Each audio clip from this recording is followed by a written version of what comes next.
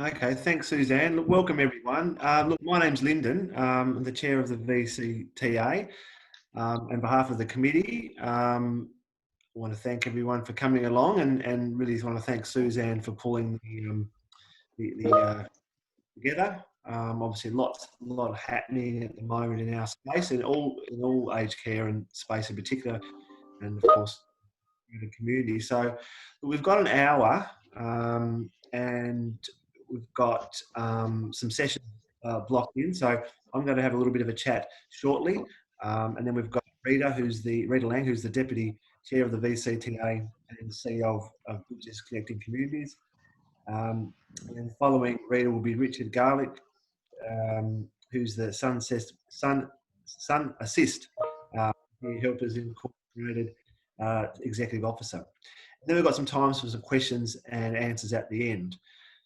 So look, again, welcome everyone. Look, what I'll do is just kick off and have a little bit of a chat about CTST as an organisation in Tasmania and what probably our journey and what we're finding and where we've got to. And I'll finish off with some national information from the Australian Community Transport Association. And I think, Suzanne, you've got the facility there for the questions to come through, and we can potentially answer the questions after each session or at the very end. Does that sound okay? Yeah, that's fine. So if people, the only way they can do it is if they send it to me on a chat, or you can always shoot me an email as well. But if you send it on a chat privately, or you can do it to everyone in the group, then we'll all see it. And can I just ask that I can either mute you all, or if you could mute yourselves just while the presentations are happening, so we don't hear the background noises. And then when you want to talk, you could just unmute yourself. That'd be great. Thank you. Okay. Thanks, Suzanne.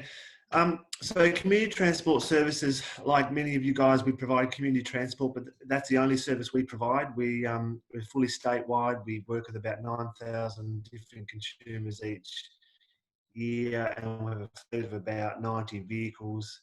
And we have about 400 volunteer drivers right across the state. So I guess like you all, we've gone through a whole lot of change rapidly.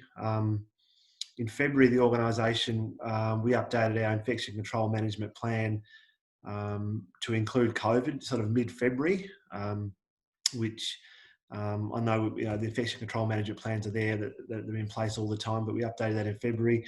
What we tried to do is try to identify, I guess, what may happen based on what was happening across in other countries, and we had quickly identified what are the controls that we have at our disposal.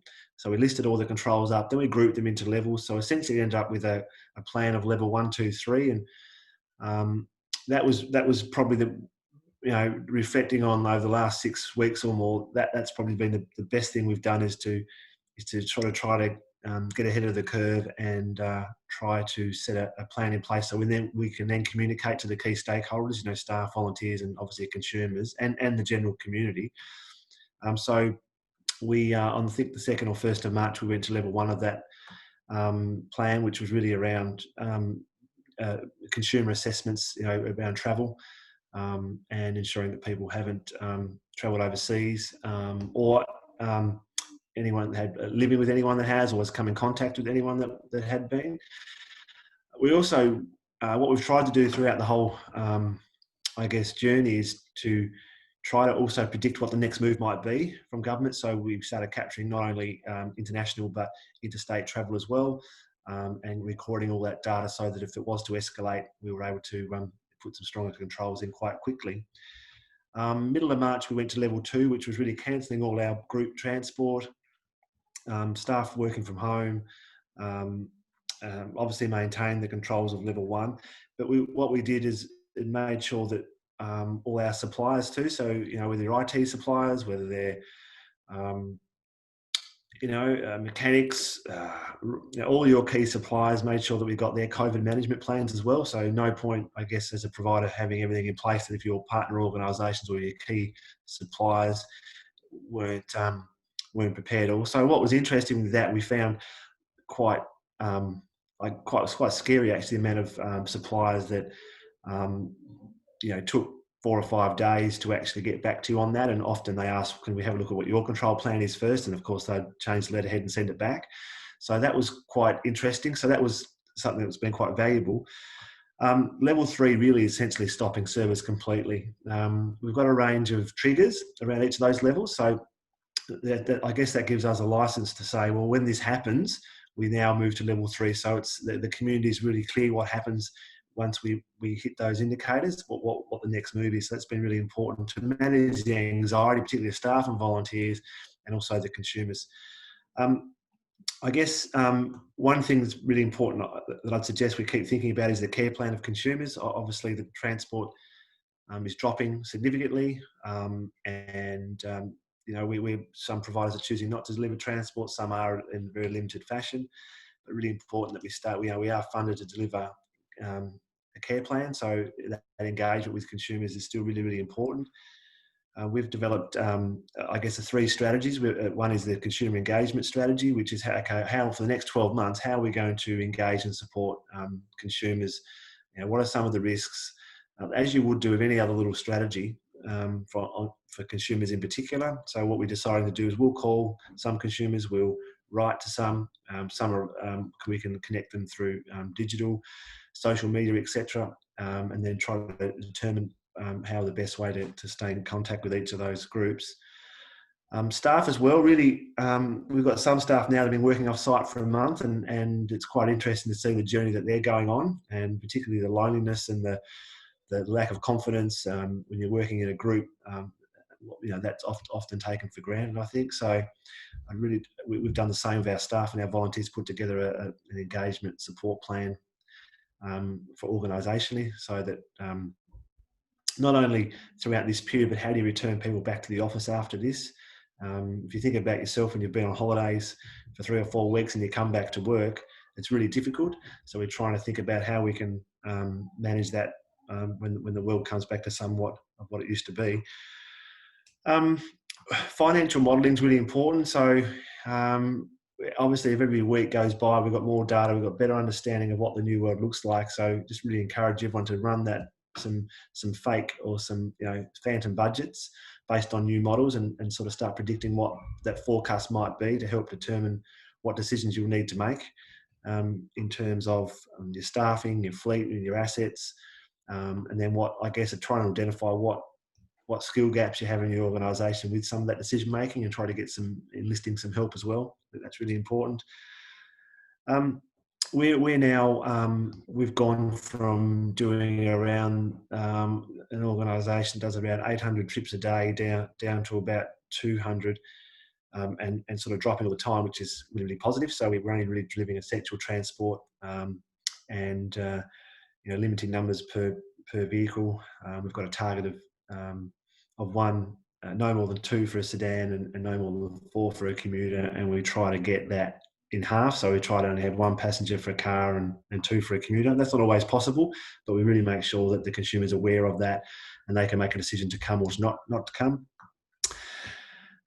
We also moved into grocery and pharmacy delivery. It's something we've never really done before, but this week I think we're up around 50 home deliveries, and that should double next week, and then we should sort of hopefully build that right up where we're supporting consumers to book online, to get their groceries online, and also targeting the family members of the consumer to help them do that, and providing that transport. So we're able to obviously transport a lot more goods to individuals than we are delivering the actual individual themselves.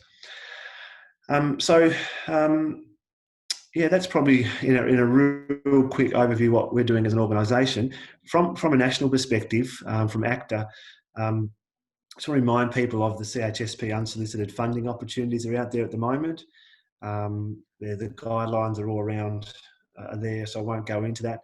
And you'll also be aware that Meals on Wheels receives substantial funding to deliver much more meals than previously. They're also looking at frozen meals as opposed to the cooked meals, and that's going to put a lot of pressure on Meals on Wheels. And I know that In some areas around the country, they're finding it hard to get volunteers. In other areas, they're finding it okay to get volunteers. And that's one thing that's been quite interesting right across the country. Some states and some regions have got not enough volunteers, and some have got oversupply of volunteers and actually can't manage the number of volunteers. So that's quite interesting. I'll be very interested to hear what's happening with your organisations. And the survey that Suzanne's put together encouraged people to fill that in so we can get a really good understanding of that. When applying for those, if you apply for the CHSP unsolicited funding and you want to partner with Meals on Wheels, the real tip there is make sure that you have a conversation with Meals on Wheels first to see if there's any subcontracting arrangements, because that will be part of that process to ensure that the government essentially aren't going to be double funding. So that's a key consideration. And finally on that, I had a phone call yesterday from Josh from the Department of Health, who's looking at developing a workforce planning app for aged care, and Meals on Wheels and community transport as two sectors that have been identified as, I guess, key stakeholders in the development of this app. So they're wanting to do that really quickly. It could take 5 weeks, where it's trying to match up volunteer supply or paid staff with demand in the community across organisations. So it's really just in its very early stages. So I guess if you could have a think about that, and I'd love to give that your feedback and your ideas back to the Department of Health on that. So maybe Suzanne, if people could just email you some thoughts or some, some comments really around an app or a platform that would essentially match up resources in the sector that are underutilised and trying to match that up with organisations that need resources to maintain services, whether that would be something as a sector that would be interested in. And if we are, what are some of the opportunities or some of the, I guess, the risks or the problems with that? And don't go into too much detail at this stage, because again, this is really only starting off as of yesterday. So they're still in the concept design phase. So any information you could send through would be much appreciated, and I can take that through to the Department of Health. Also too, I've got a meeting this afternoon with the CEO of Volunteering Australia, Adrian Bocconi.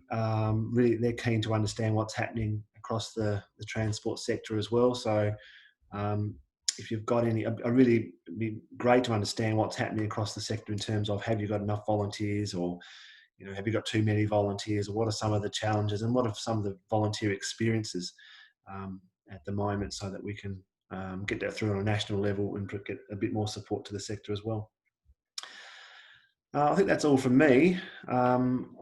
I'm probably better off, if you've got a question, either send that through to Suzanne now, or make a note of that, and at the end we can take questions together. Okay, we've got one question, so I'll keep it to the end. Yeah. Okay. Thanks everyone. Okay, Rita, over to you.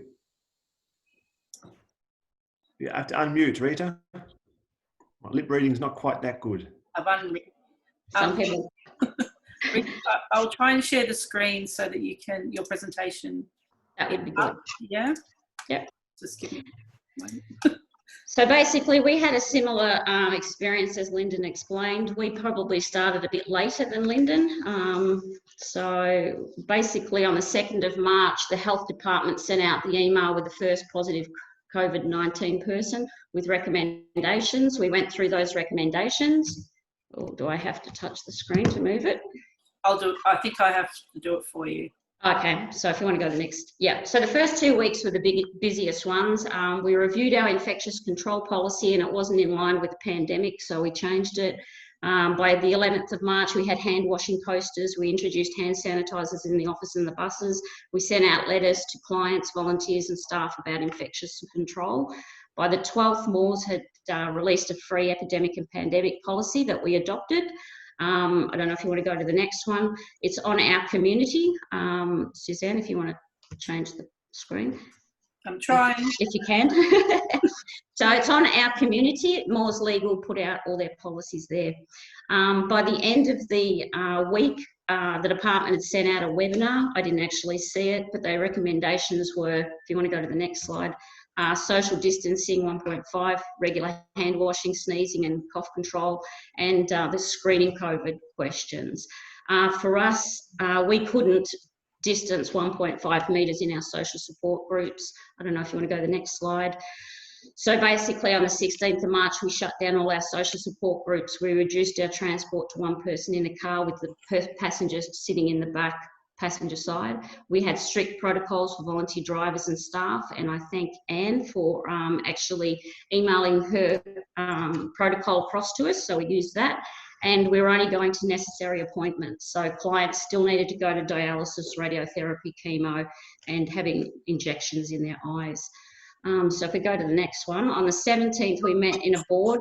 We strategically had planned around what would happen if we were shut down. We developed what we're calling a virtual social support program to keep all 1,100 of our clients supported through this time. And we basically started looking at staff capabilities to work remotely.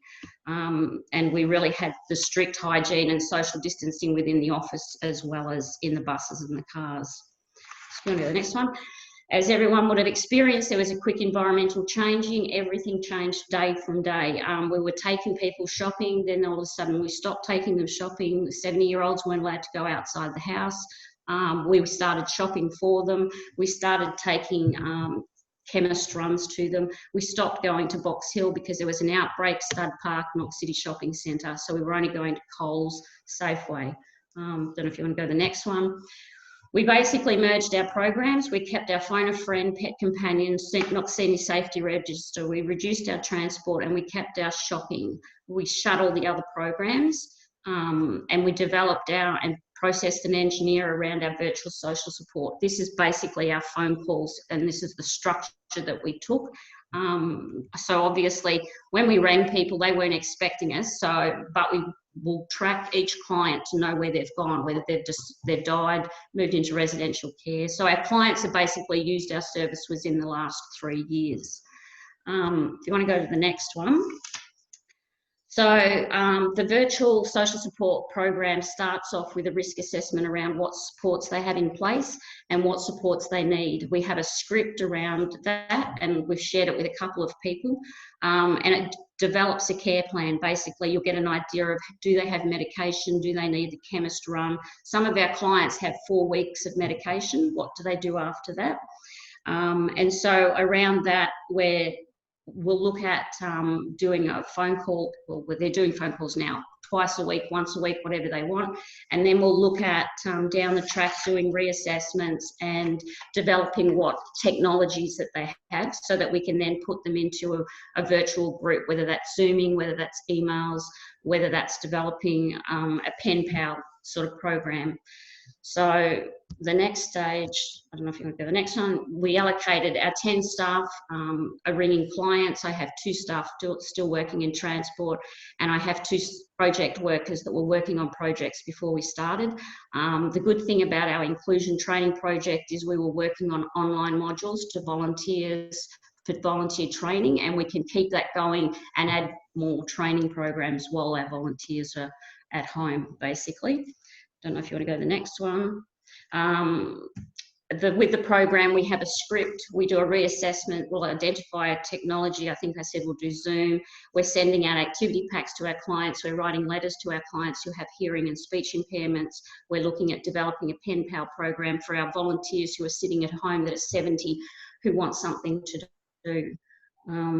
It was a big trauma getting our working from home up and running. We had to buy 6 laptops. We worked with our staff around, do you have computers at home? What is the antivirus that you have? And we basically had policies that they had to read around working from home policies, confidentiality and information security policies. They had to fill out risk assessments and workstation self-assessments before we allowed them to stay home. The next one. The big thing that we did was to communicate. We communicated with our staff every day who are remote by Zoom. So at the end of the day, we talk about, debrief, anything that's popped up. We've had 2 clients who have mental health conditions. One was in Peter James a couple of weeks ago. her daughter's trying to get her back in, she doesn't want to go. And then you try and ring resources for mental health, and they've all shut down. So it's traumatic not just for the clients, it's traumatic for the families. So we're trying to help the phone calls, not just for our clients, but we'll keep ringing their family members to make sure they're okay as well. We've sent out volunteer communique to, I was lucky, we were due for an audit on the 7th of April, and I had already started sending out what I call the CEO chatter to all of our volunteers. And so it was easy. It was about the audit to start with, but we changed it into the COVID response. So basically each week I update our volunteers, and I think it's important to engage and keep them engaged, because you're going to need them when we get back to basically rebuilding. We also sent out email to clients, we sent out letters, and we're doing newsletters, and basically we've put it on the website, and Facebook we've used to do it as well. We're working with Knox Infolink. I don't know if you want to move the slide, Suzanne. So we're doing, we're engaging with our welfare arm of Knox. If their offices close down, they have no way of getting care packages to clients. So we're offering our volunteer transport, because we have volunteer drivers who want to drive, but we don't have drives for them. So if they'll be able to go to Infolink, they'll be able to, Infolink members will be able to pack the buses. The volunteer drivers will drive to the client's house, drop it off at the front door. There'll be no connection or contact with anyone. We're also looking at an Indian community who support 500 people. They're doing meals within their community. So it's an opportunity to go out and network with people in your community who you wouldn't normally network with. Funding, we've looked at, if you want to change the slide, Suzanne, CHSP and HAC, we sent out a letter of response to the COVID virus straight to them. We rang them and told them we were shutting our groups. We've sent them business continuity plans, COVID action plans, our virtual social support model, and our service continuity plan. They want to know what you're doing, and it's important for them to know that you're looking after their clients. If you want to go to the next slide.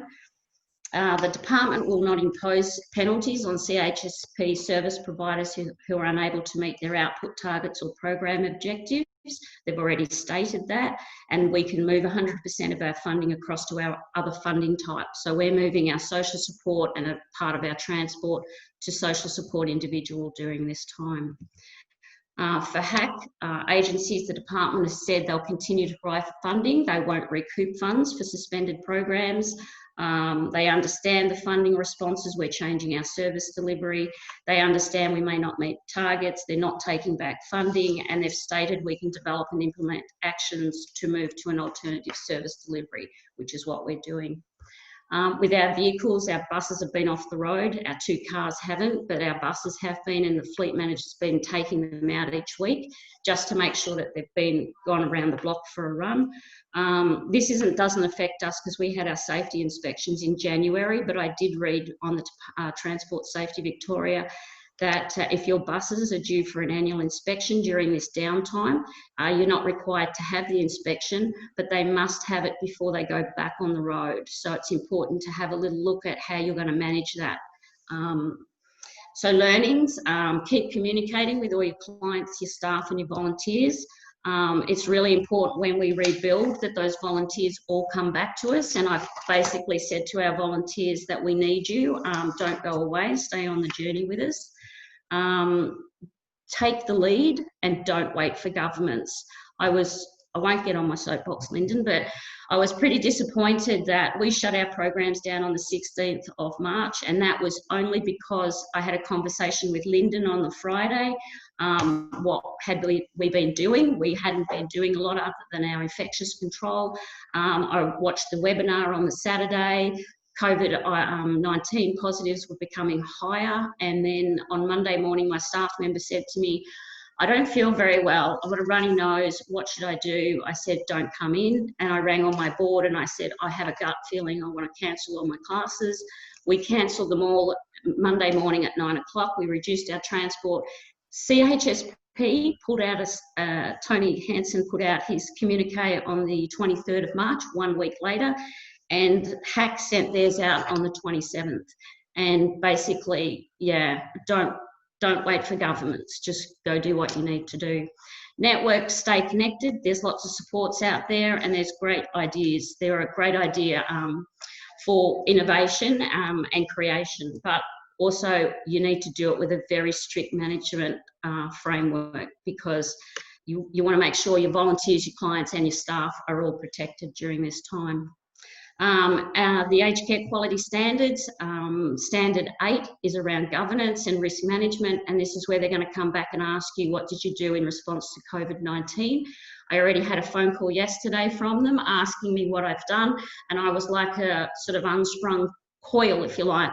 I just gave them everything that we did, and I've put it all in a plan, in a folder. So put all your action plans, your communique, your infectious control, your certificates around the training for volunteers and staff, put in your new policies, your updated policies, and your business continuity plans, because when they come, they're going to be looking for them. Resources, the Department of Health has been a great resource. Every day they email us. We have the epidemiology data. We have the VIC app on our phones, the WHO app. I'm told that this reference book from the Australian Aged Care Quality Standards was emailed on the 3rd of April. Have a look at it. You'll use it as a tick box because you've probably done everything that they're recommending you to do. Next one, COVID-19 training, the department sent that out. I thought it was just one infectious control module, but in fact they've released a whole lot more, which I've had staff and volunteers to look at it to make sure that they're doing the right thing. COVID-19 management, they also sent out a 4-page, 4-step around it. Have a look at that. Again, that's a tick box because you've probably already done it all. These are some of my incredible staff at Bridges. They've been so flexible in everything that we've done. They've been really easy to work with. We've changed so many things over the past probably 4 or 5 weeks. You probably have all experienced it, but they've stayed positive and they're helping our clients, which has been great. When clients and family tell you that they're grateful for your service and it's a great idea what you're doing, you know you're doing the right thing. So I just encourage you all to take what you're doing and make sure you tell the department what you're doing, the federal ministers what you're doing, and let them know that you're looking after their community. So, and if you need anything, let me know. Happy to share.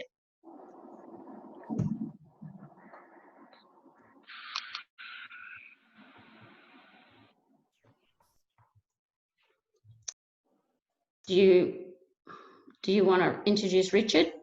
Lyndon? Hello? Unmute. Sorry, that's better. That's right.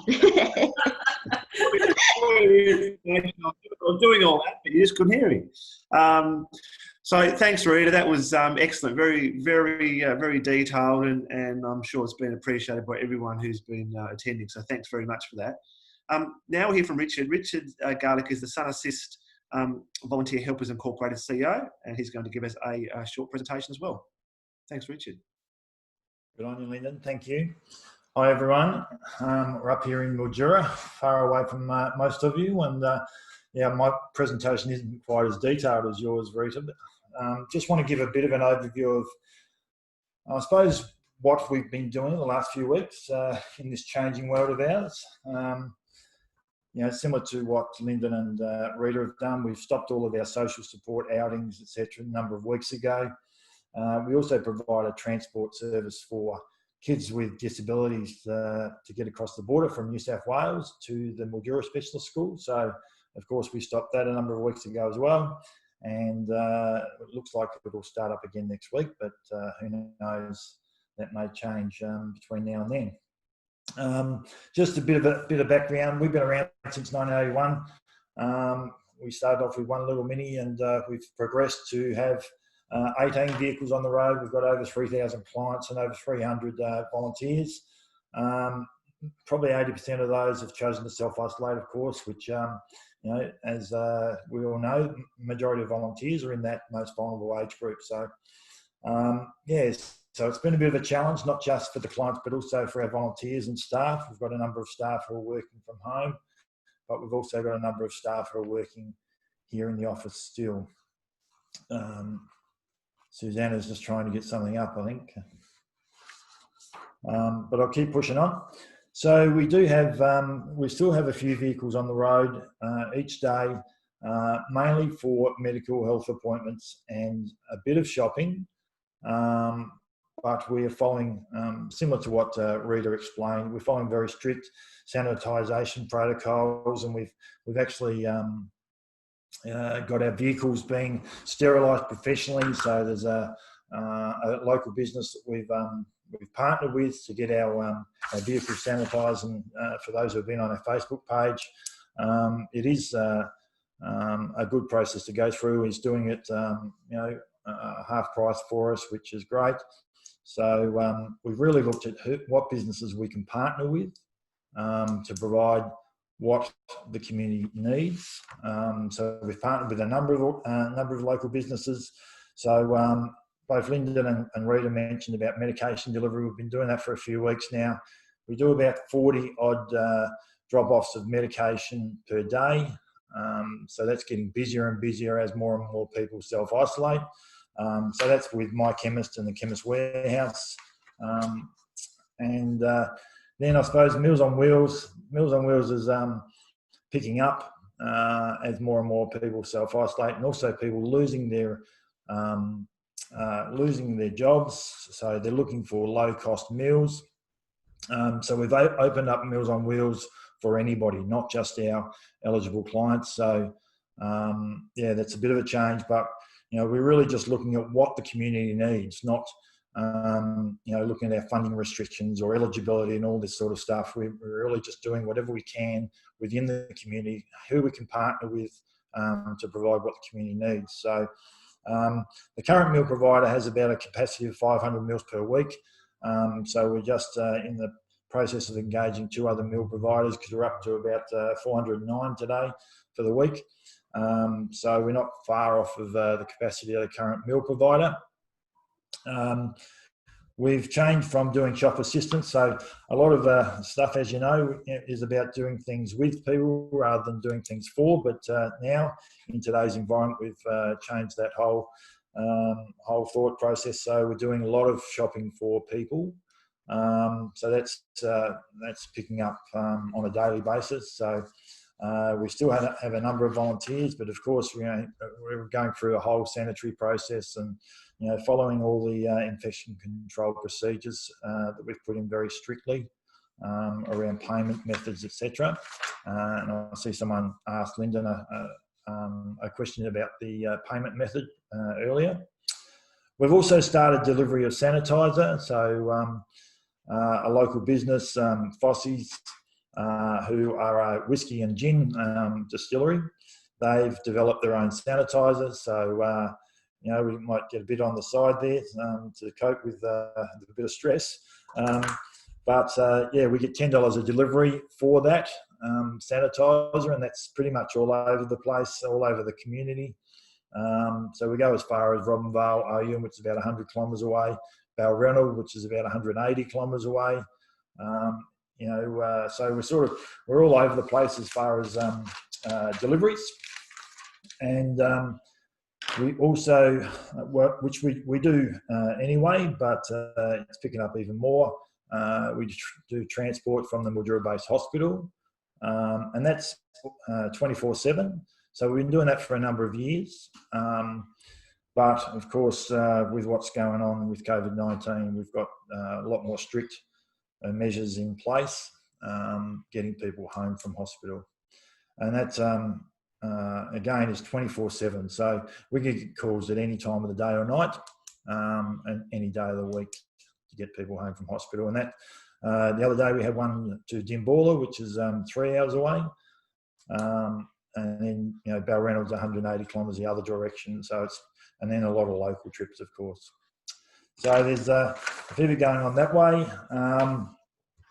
Food parcels. So we had some concerns because we were getting people dropping off food here, getting local businesses saying they had a lot of food, and other organisations were in a similar boat. So I had a bit of a concern. So I spoke to the council, who had a number of staff who weren't working in their current positions. So they were looking at how they could redeploy some staff. So I said the food pickup and delivery and the parcelling up of that food was a major issue, because we weren't sure whether other organisations were following similar sort of infection control and sanitary, etc. So council have since picked that up. So they're basically picking up the food delivery, and they're also packaging it, so putting it into parcels.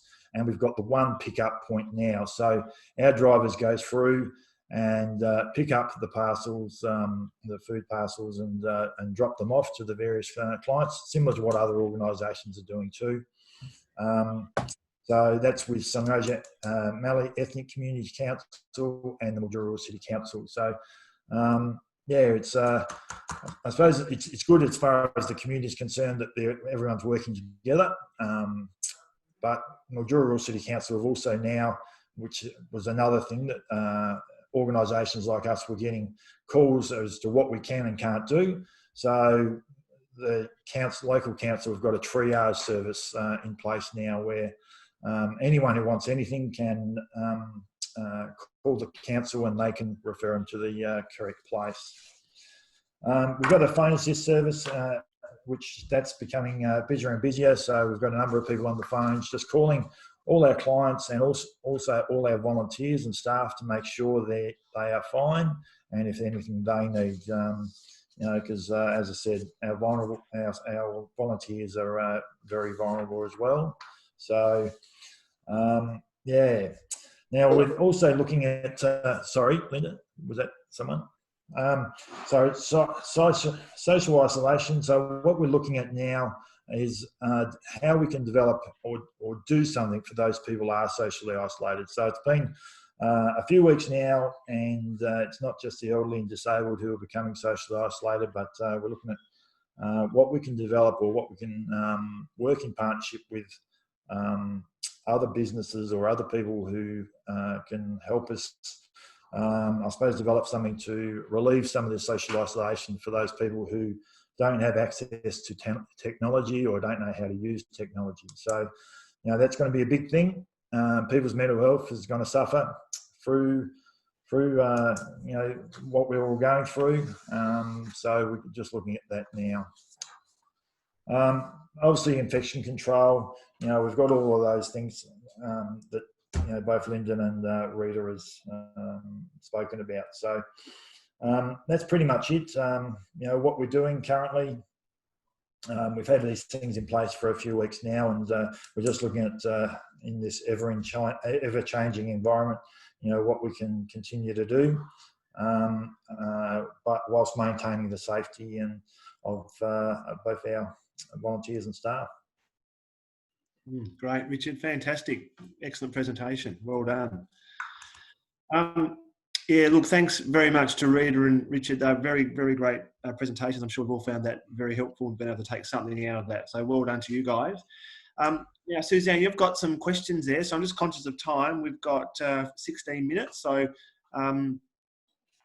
I can see some questions on my screen. Do you have others, I wonder? I don't have any others, but I'm struggling to get my screen back. We're watching that. That's good. Okay. Suzanne, are you able just to maybe ask the question and I might work out who best is to answer? How's that? Yes, sure. So the first question was from Talia around how you're going with grocery and pharmacy delivery in terms of payment. Yeah, good question. And look, I'm really keen to learn from everyone else here. What we've started doing is we've actually targeted the family members of the consumers, the current consumers, and to encourage them to, where their loved one is unable to order online, to support them to do that. And then we get the call to collect the groceries from the supermarket. So we're at this stage trying to stay away from actually taking the payment. We sort of you know, don't want to end up having to use our hardship policy on boxes of groceries.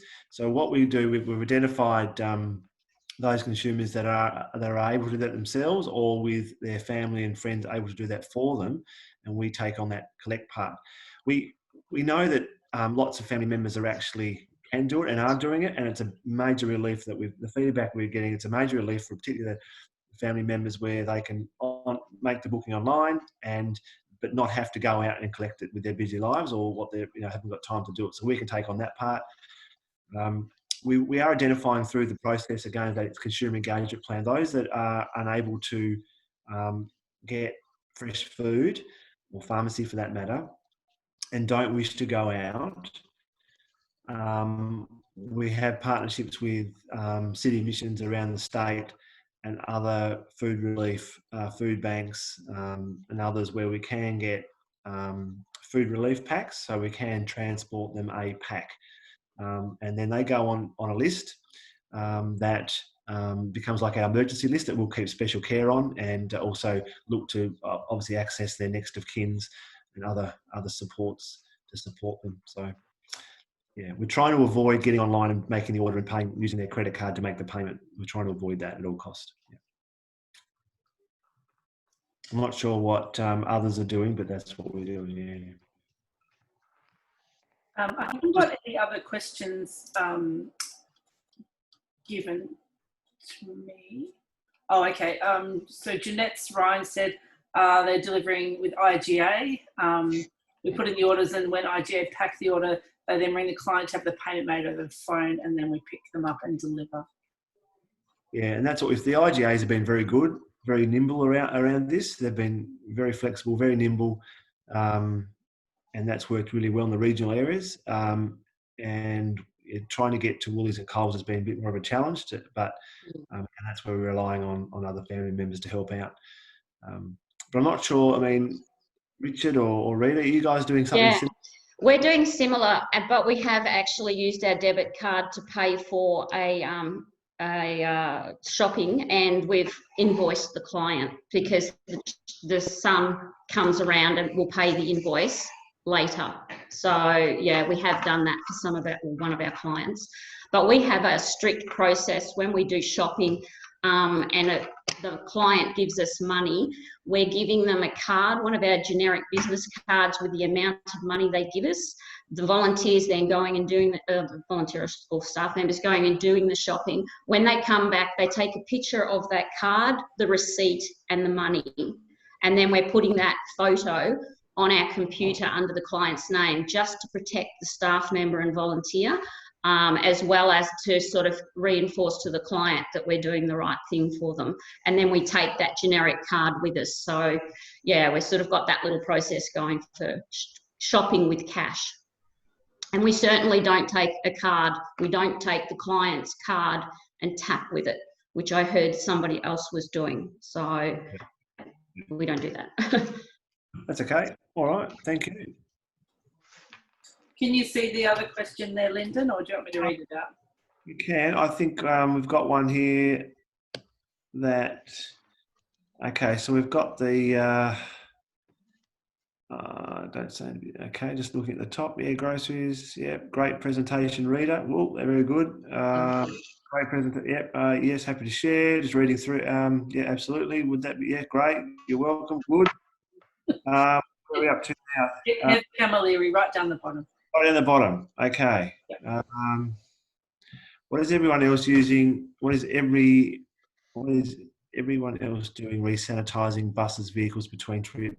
We haven't had any official instruction as to what we are doing and had to make our own procedures. Look, that's very interesting. I must say what we've done is we're doing it. We're asking we're providing the volunteers with vehicle sanitising material, and we're asking them after every trip to actually wipe down the vehicle, inside of the vehicle. We have, our setup is quite, we've got, like I said, 90 vehicles and they're scattered thinly all over the state. So we couldn't get a provider to actually sanitise the vehicles because they're all in different depots, in ones and twos. It wasn't practical. So we're asking the volunteers to do that. We have some paid drivers as well, and they're doing that. The challenge has been getting hold of the actual sanitising material. So we've reverted to buying bulk and actually making it up ourselves. So we've got staff now in the offices that are, well, 3 staff in an office now, with face masks on, eye equipment on, like a little laboratory, making up this chemical pack. So that's what we're doing. I guess the key things what we've done is look at what's the public transport doing as number one. So what are the public transport providers doing? And then of course we've got a much more vulnerable cohort. So we need to strengthen and be stronger than what they're doing. That's always a good tip. So what's public transport doing, and how do we strengthen it from our perspective? And it's a challenge because we've got to weigh it up. We've got volunteers, some volunteers are happy to do those sorts of things, some aren't. But yeah, that's what we're doing. I'm not sure about what about you, Richard? What are you doing? I mean, you guys are doing the professional sanitising, and so are you doing any sanitising in between? I mean, fair enough at the end of the day, but I guess if you've got multiple, we're doing after each client. We're doing after each client. So the driver's got a whole list. So it's been given a spray bottle, a sanitizer, and the wipes, etc. at the start of the day. So beginning of each shift, they basically spray everything from the keys, the folder, door handles, steering wheel locks, window buttons, gear shifts, the two-way radio, the armrest, seatbelt, clicker, the whole lot. And then after each client, they do the door handles, armrest, seatbelt and clicker, and any surface that's been touched by the client. Then at the end of each day, they do the same thing as they did at the start, wiping down all the keys, folder, door handles, etc. So it's pretty thorough, as well as doing, getting the professional clean sanitizer done every week of the cars that are being used. Yeah, that's great. One thing, if you're making up your own mix in the backyard, obviously check the material data sheets and make sure that that's a new risk. I guess providing staff with that and the volunteers with the safety precautions. One thing, I guess, I'm sure we're all doing it, but what we've tried to do is treat this COVID period as like starting up a new business. So we try to imagine if we went to Mars and we had to start up community transport, what does it look like? Completely new environment, completely new risks. So don't just rely on your normal risk registers.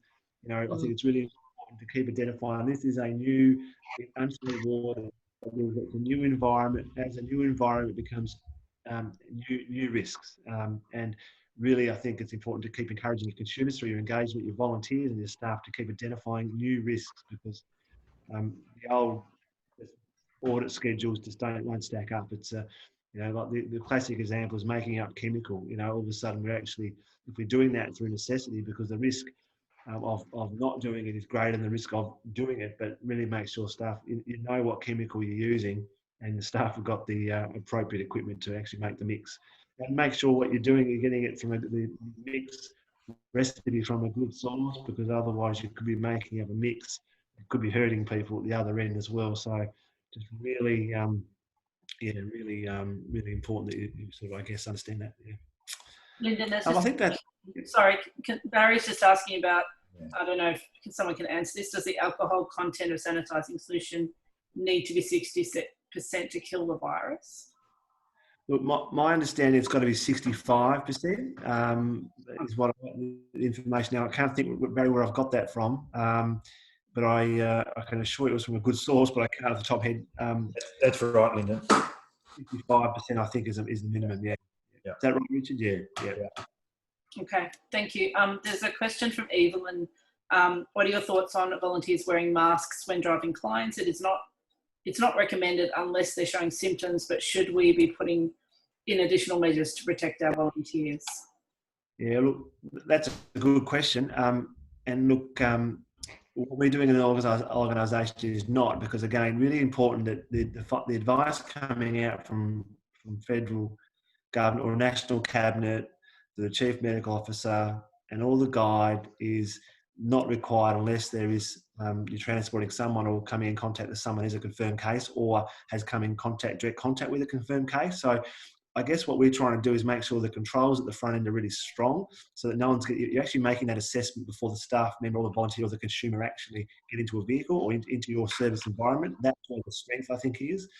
The challenge will be, one, you won't get them if you want them, and as soon as you start putting a mask on someone, everyone's going to want a mask. And also, two, you've got to have some training around how to use that mask, because if they don't dispose of it appropriately, if they don't regularly change the mask over, you're actually going to potentially cause another risk. So my advice would be, get the advice. The Department of Health now is sending out really good advice on that. And if you look at the Australian government app on your phone, the COVID application, that's a really good source of truth, and that information there will guide you to make that decision, what you need to make what is best for your organisation. Yeah.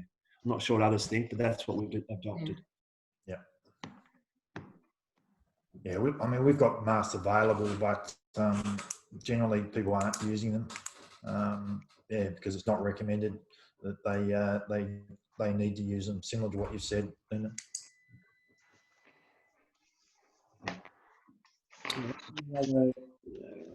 What else you got there, Suzanne? Any other questions? I don't have any other questions, but so I'd say it's nearly past. If anyone else has any questions, if they could jump on now, you can unmute yourself and ask the question or put it through the chat.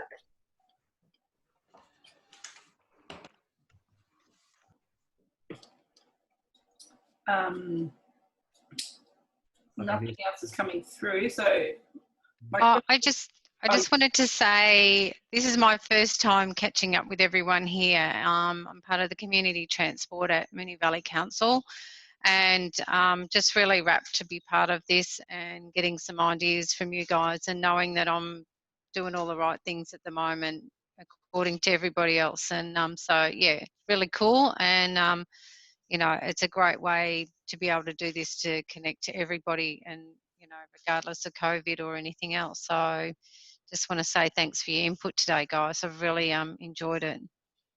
Thanks, Heather. Right, that's fantastic. I guess just to wrap up then, so again, well done, Suzanne, for putting the idea together. I guess this really is up to the members how much of it you want and how much you need. So I guess the key thing is just engaging Suzanne as much as you need to in terms of getting group discussions going, answering questions, and of course we know ourselves. We know, you know, a lot of us know each other, so we can talk to each other, of course. But in terms of actually, Suzanne is a good gateway, because we actually can capture the trends and the themes of the issues, and then we can start addressing it that way through a similar type of medium, or if not, just a written communication. But I'm available to get on regularly on this sort of platform. So I encourage you all to contact Suzanne moving forward. That would be important. And the survey that's gone out, use that if you can. Particularly focus on the volunteer issue, because we're keen to monitor that around the country, what's happening with volunteer numbers.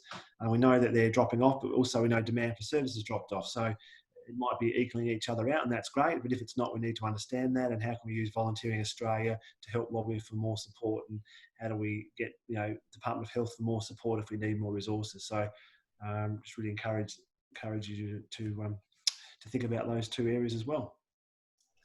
Lyndon, could I just ask, so quite a few people are saying we're keen to do it on a regular basis. I'm just wondering about frequency of that. My thoughts is maybe just to set one up for in a month.